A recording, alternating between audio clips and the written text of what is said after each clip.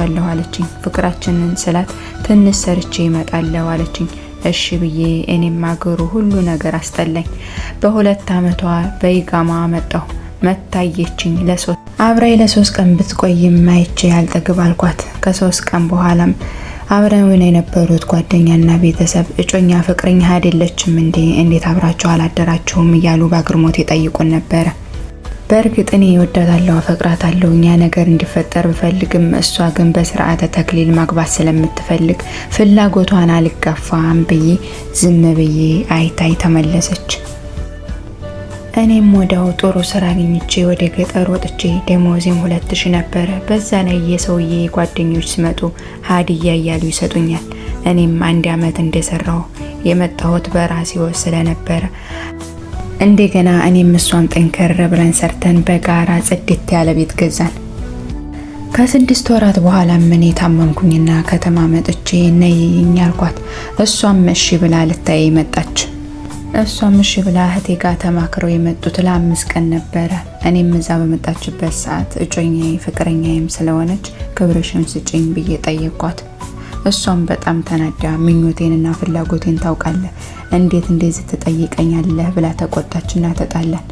እኔም ቆየት ብዬ ወደ ራሴ ተመልሼ ሳስበው ይሄ ነገር ልክ አይደለም፣ ልክ ነው የሆነችው እሷ ናት ብዬ ይቅርታ ጠይቂያት ለ5 ቀን የነበረውን አሳጥራው በ3 ቀኗ ተመልሳ ሄደች። በዛን ጊዜ የሆነች ልጅ ተዋወቅኩ። ልጅቷ ልታይ የምትል ሰው ናት። በጣም ታምራለች፣ ትንከባከበኛለች። የሆነ ጊዜ ሁሉም ተኝተው ሳላ ብቻዋን ነበረች። ሳሎን ሄጄ አጠገቧ ስቀመጥ ስማኝ ወደ ሽንት ቤት ሄደች። እኔም ደንግጬ ቆሜ ሳለ መጣችና ና ቆይ ብላ እኔም ተከትያት ክላስ ማንም ስለማይገባ ተያይዘን ገባን። መጣሁ ቆይ ብላኝ ወጣች። እስከምትመጣ በጉጉት ጠበቅኳት። የሚያምር አጭር ቀሚስ ለብሳ መጣች። ገባችና በሩን ዘጋችው። ቁጭ ብዬ ነበረ ቆምኩ። መታ ከንፈሬን ግጥም አድርጋ ሳመችኝ። ሳምኳት። አልጋ ላይ ወደኩ፣ ወሰለትኩኝ። ያ ነገር ተደጋገመ። እኔም እዚያው ከተማ ስራ ፈልጌ ገባሁ። ከልጅቷ ጋር እነሱ ሲተኙ እየመጣች 15 ቀናት ወሰለትኩኝ። እሷም ስራ መጥቶላት ወጣች። እጮኛ የሚጸባይ መቀያየር አሳስቧት ትኬት ቆረጥና ሀገር ገብተህ ጸበል ግባ አለችኝ። እኔ እጮኛዬን ለማውራትም ሆነ ድምጿን እንኳን ለመስማት አስጠላችኝ። እህቶቹ ሳይቀሩ ምን ሆነህ ነው? ቆይ ምን ተፈጥሮ ነው? እያሉ ሁሌ ስለሚጨቀጭቁኝ ስልክም አላነሳላቸው። እጮኛዬም ሲደውል ገና ሰላም ሳልላት ስራ ላይ ነኝ ልተኛ ነው እያልኩኝ ወጣ ጀመር። እሷም ሲጨንቃት ለቤተሰብ ተናገረች። ቤተሰቦችም እሷን ካላገባው ሞታለሁ እንዲያላልከ ምን ሆን ካሉኝ እኔም ምንም ነገር ሳልላቸው እነሱ ላይ ስልኩን ዘግቼ ወጥቼ እሷ ላይ ደወልኩላት። ሰድቤት ካሁን በኋላ ፍቅር የሚባል ነገር እንደሌለና ቃሌንም እንዳለንሳው ይነገርኳት። ይሄንን ማድረጌንም ለአዲሱ ፍቅረኛ የነገርኳት። እሷም መሰየኔ ጀግና ብላ እልል ብላ ነበር የተቀበለችኝ። ይህችም አዲሲቱ ፍቅረኛዬ ከስራ ቦታው አስፈቅዳ ለ1 ወር መታ 1 ወር የፍቅር ጊዜ አሳለፍን። እጮኛዬም በጋራ አንድ ቤት ሰርተን ስለነበረ ከወር በኋላ ደውላ አሁን በቃ ሁሉም ነገር ካበቃ ንብረት እንካፈል፣ ቤቴን አካፍለኝ አለችኝ። እችኛይቱ ፍቅረኛዬ አጠገቤ ተቀምጣ ስለነበረ ጸጉሬን እያሻሸች አላካፍልም በላት አለችኝ። ያው ሴት የላከው አይደለም የሚባለው። እኔም እሺ ብዬ ምንም ንብረት የለሽ አላካፍልሽም አልኳት። እሷም ይሄን ነገር ዝም ሳትል ለቤተሰብ ጋር ደውላ ተናገረች። ቤቶችንም በቤተሰቦቿና በቤተሰቦቿ ስም ስለነበረ ያንን የራሷን ቤቷን ድርሻዋን በቤተሰቦቿ የነበረውን በስሟ አዞሩላት። ቤተሰቦቼም እህት ወንድሞቼም እየደወሉ ሰደቡኝ። አሁን አንተ የኛ ወንድም ነህ እንዴ እያሉ ሁሉም አማረሩኝ።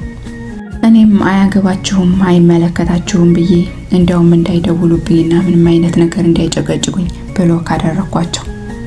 እችኛይቱን ጋር የተወሰነ ከቆየም በኋላ በጋራ ቦታ እንግዛ ቤት እንግዛ እያለች ተለይ ነበረ። እኔም ቆይ ትንሽ ረጋጉ ቤተሰብም ወደ ነበረበት ይመለስ ብዬ በዛሬ በነገ የተወሰነ ጊዜ አብረን ካሳለፈን በኋላ እሷ የምትሰራውን የት እንደምታደርገው አላቅም፣ ብቻ እኔን በዚህም በዛም እያለች ብዙ ገንዘብ ታስወጣኝ ነበረ።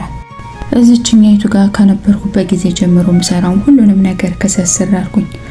እዳም ብዙ ስለነበረብኝ ዶሮ ጭኛዬ ጋር ጠንከር ብለን የሰራነውን ቤት ድርሻዬን ወስጄ እዳዬን ከፋፈልኩኝ።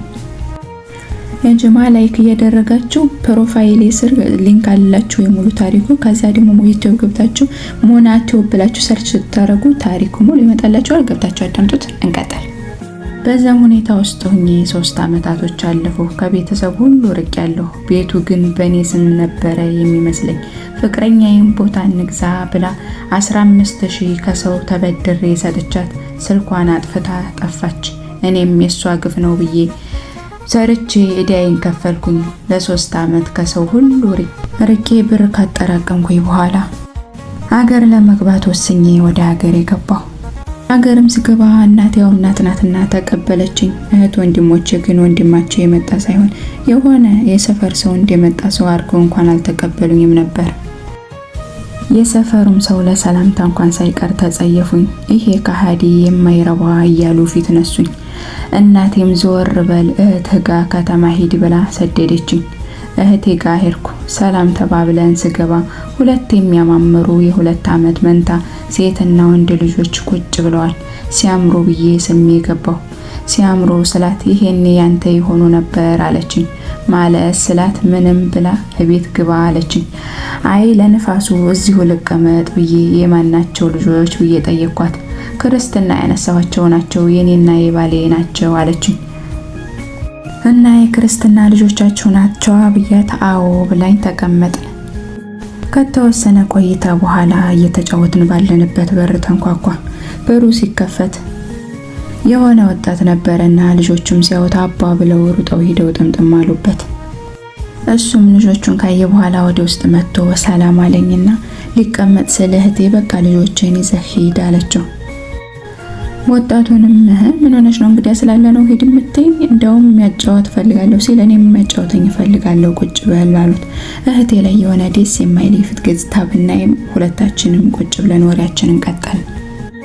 ከተወሰነም ቆይታ በኋላ ሁለተኛ በሩ ሲቆረቆር የእህቴ ልጅ ሩጣ ሄዳ በሩን ከፈተችው። ስትከፍተው ደግሞ ያቺ የሰበርኳት መሸም አትነሳም ያልኳት እጮኛዬ ነበረች። ሳያት በድንጋጤ እኔም ቁጭ ብድግ አልኩኝ። ባለቤቷም ሁኔታዬን ሲመለከት ምን ሆነ ነው ችግር አለ አለኝ። አይ ምንም አልኩት። እሷም ወደ ውስጥ እየገባች ልጆቿና ባሏን ስማ መቼም ቤት አትገቡም እዚህ ነው የምትሆኑት ብዬ ቤት እንኳን ሳልገባ ነው ወደዚህ የመጣሁት አለች። ዞር ስትል ቁጭ ብዬ ስትመለከተኝም ስሜን ጠርታ ሰላም ብላ እንኳን ደህና መጣ አለችኝ።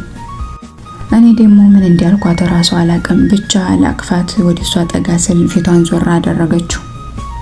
ባሏን ቀጠል አድርጎ ደግሞሻል በቃ ነይ አረፍ በያላት።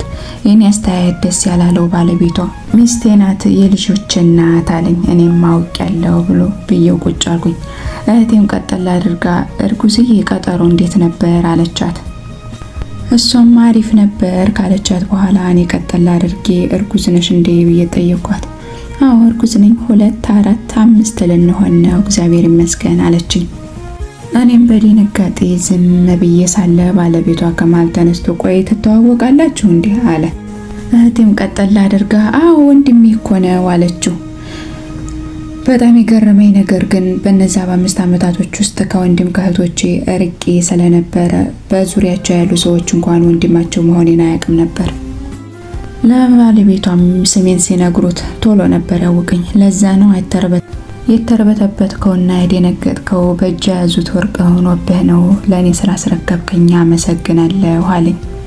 የተወሰነም ከተጫወቱ በኋላ እሷ ባሏ ይዟቸው ወደ ቤታቸው ሄዱ።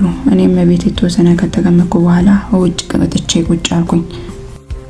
ቁጭ ብዬ ሳስብ በጣም ነበር የቆጨኝ፣ ግን ምንም ነገር ማድረግ አልችልም። በጣም አርፍጄ ነገሮችን ሁሉ ብልሽሽታቸውን አውጥቼው ነበር። እንደዛ እያለ የተወሰነ ጊዜ ያለፈ። እህቴም ከአንድ ሰፈር ቢኖሩም በብዛት አላያትም ነበር።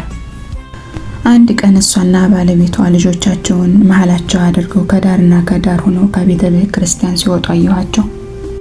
እነሱም እንዴት ዋልክ ብለው ትንሽ እንዳለፉ እህቴ ልጇን አዝራ ወደኛ ስትመጣ ተገናኙና ለተወሰነ ደቂቃ ቆመው እህቴ ጋር አወሩ።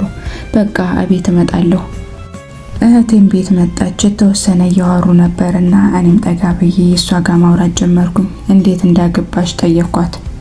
እሷ የሚያገባችው በቤተ ክርስቲያን እንደሆነና ፎቶ እንዳላትና እንድታሳይ ጠየኳት።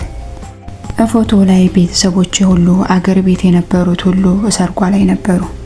አልፎ አልፎ ቪዲዮም ስለነበረ እናቴማ እንደውም የሆነ የልጇን እጮኛ ሳይሆን እናቴ ልጇን የምትድር መስላ ነበረ። ያን ሁሉ ነገር እየተመለከኩኝ መቋቋም አልቻልኩምና ተነስቼ ስወጣ እህቴ ቆይ ምን ሆኖ ነው የምትለው? ያ ሁሉ ነገር እኮ የራስ ጥፋት ነበር አለችኝ። እኔም መልስ ሰጣ ያኔማ ታውሬ ነበረ ስራት። እሷም ተረተችብኝ። ያኔ ነበር እንጂ መጥኖ መደቆስ፣ አሁን ምን ያደርጋል ድስት ጥዶ ማልቀስ። ይገባሃል አለችኝ። እኔም ለ2 ወር ነበርና ሀገር የገባሁት። ወደ ሀገሬ ተመልሼ መጣሁኝ። ከመጣሁ ከተወሰነ ጊዜም በኋላ እህቴ እንኳን ደስ ያለሽ ብላ ስቶሪ አድርጋ ታየሁ።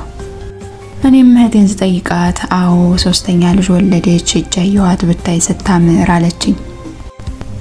ወይ ከትዳር ያልሆንኩኝ፣ ወይ ከቤተሰቦች ያልሆንኩኝ፣ ወይ ከገንዘብ ያልሆንኩኝ ይሄው በስደት እንከራተታለሁ።